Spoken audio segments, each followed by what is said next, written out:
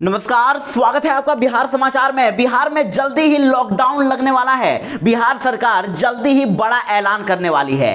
तो इधर अब तेजप्रताप यादव ने आरजेडी में अपना हिस्सा मांग दिया है और बिहार में आज फिर से कोरोना ने सारे रिकॉर्ड तोड़ दिए हैं। मुख्यमंत्री नीतीश कुमार को कोरोना हो गया है। तो वहीं बारिश को लेकर भी एक बड़ी अपडेट सामने आ रही है। तो आज की सभी बड़ी खबरों के बारे में बात करेंगे।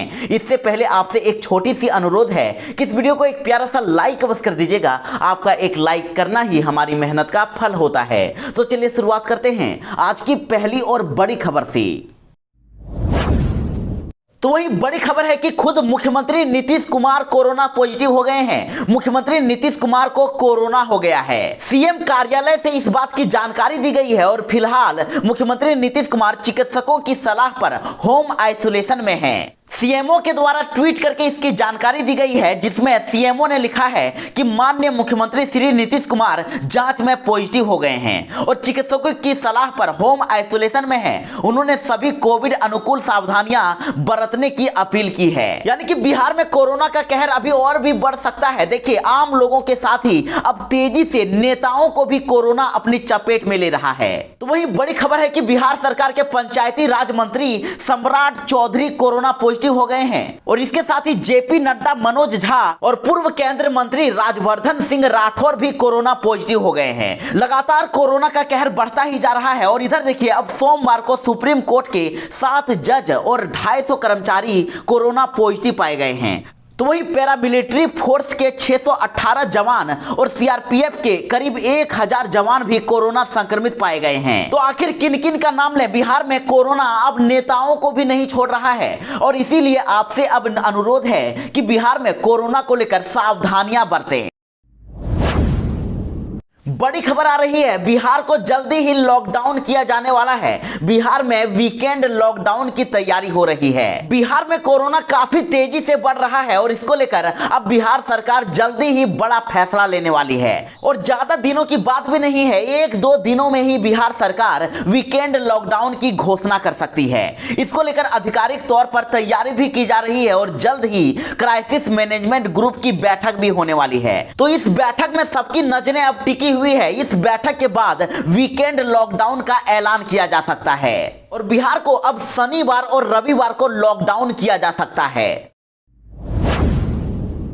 बिहार में मौसम एक बार फिर से बदलने वाला है। बिहार में पटना समेत 13 जिलों में बारिश का अलर्ट जारी कर दिया गया है और 24 घंटे के दौरान ही बिहार में भारी बारिश होने वाली है। यह जानकारी पटना मौसम विभाग के द्वारा दी गई है और मौसम विभाग के अनुसार बिहार के 1-2 जिले नहीं बल्कि कई जिलों में मेघ गर्जन और हल्की बारिश के साथ भारी बारिश भी होने वाली है। और जिन जिलों में बारिश होने वाली है वे जिले हैं नालंदा, पटना, शेखपुरा, नवादा, बेगूसराय, लखीसराय, जहानाबाद, भागलपुर, बांका, मुंगेर, जमुई और खगड़िया।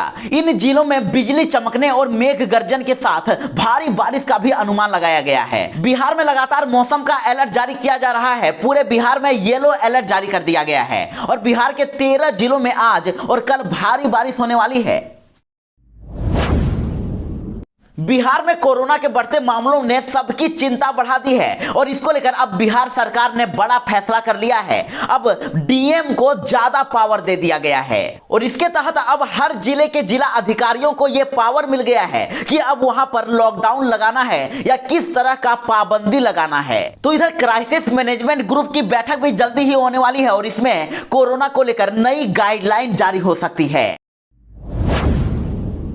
तो इधर अब तेजप्रताप यादव ने एक बड़ी मांग कर दी है। उन्होंने राजद में अपना हिस्सा मांग दिया है। उन्होंने अब विधान परिषद की 6 सीटों की मांग कर दी है। आपको बता दें कि बिहार विधान परिषद की 24 सीटों के लिए चुनाव होने वाले हैं और इसी बीच अब तेजप्रताप यादव ने आरजेडी से बड़ी मांग करते हुए आरजेडी से 6 सीटों की मांग कर दी है और साथ ही विधान परिषद उपचुनाव का हवाला देते हुए कह दिया है कि श्री कृष्ण के बिना जीत असंभव है। तो वहीं तेजप्रताप यादव की पार्टी छात्र जनशक्ति परिषद के बिहार प्रदेश अध्यक्ष प्रशांत प्रताप यादव ने एक बड़ा बयान जारी कर दिया है। उन्होंने कह दिया है कि अगर राजद विधान परिषद की 6 सीटें छात्र जनशक्ति परिषद को अगर दे देती है तो छात्र जनशक्ति परिषद का पूरा समर्थन आरजेडी के सभी उम्मीदवार के साथ होगा और इस बात का ख्याल रखना होगा कि श्री कृष्ण के बिना जीत असंभव है। यानी कि उनके द्वारा सीधा सीधी चेतावनी दे दी गई है कि अगर हमें आरजेडी में हिस्सा नहीं मिला तो आरजेडी का हम सपोर्ट नहीं करेंगे। और साथ ही उन्होंने कह दिया है कि जदयू की तरफ से उन्हें बिहार का उप मुख्यमंत्री बनाने तक का ऑफर दे दिया जा चुका है,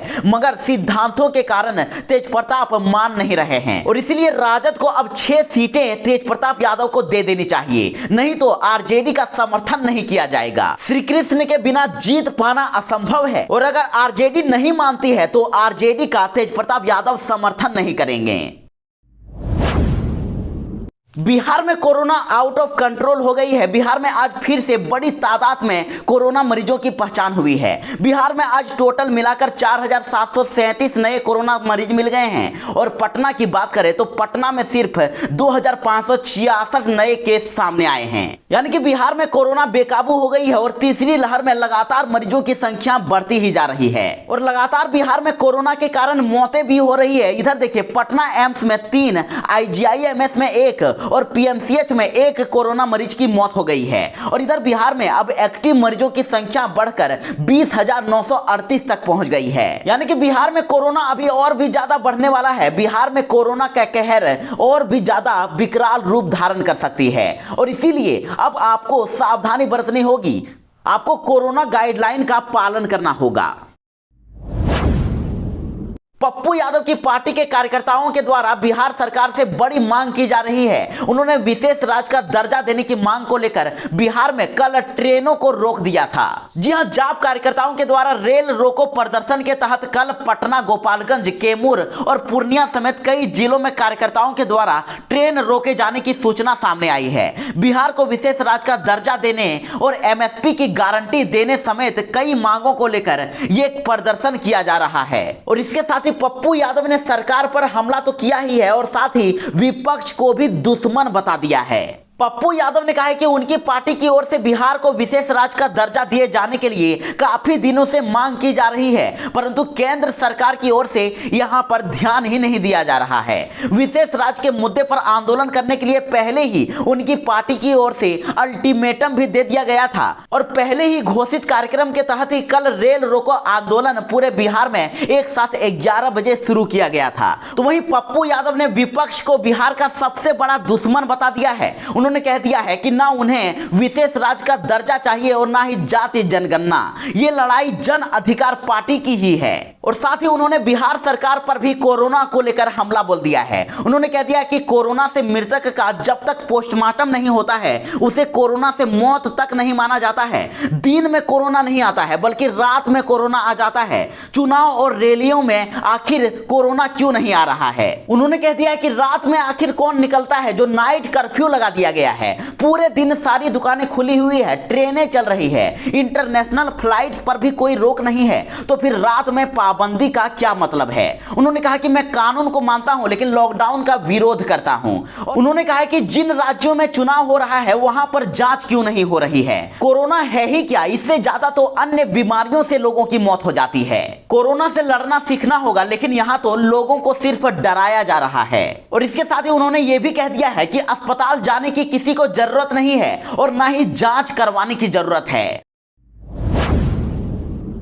बिहार में शिक्षकों के लिए बम्पर वैकेंसी निकली है। आर्मी स्कूल में PGT, TGT और PRT की 8000 से ज्यादा वैकेंसियां निकल गई है और अगर आप भी टीचर की तैयारी कर रहे हैं तो ये खबर आपके लिए बड़ी काम की होने वाली है। कैंडिडेट्स के लिए बड़ी खुशखबरी है। आर्मी वेलफेयर एजुकेशन सोसाइटी ने शिक्षकों के पद पर बम्पर वैकेंसियां निकाली है।